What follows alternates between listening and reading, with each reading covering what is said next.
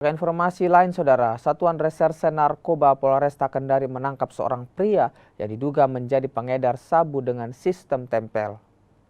Pria berinisial AS ini ditangkap Satres Narkoba Polresta Kendari di sebuah perumahan di Kelurahan Watu Bangga, Kecamatan Baruga, Kota Kendari.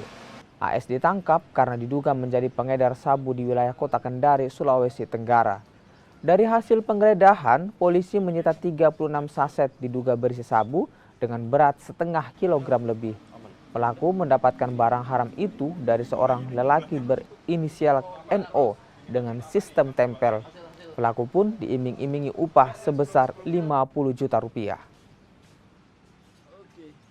Akhirnya pada tanggal 27 Februari tahun 2024 kita melaksanakan penangkapan atau penggeledahan di rumah kontrakan tersebut dan didapati tersangka inisial AS.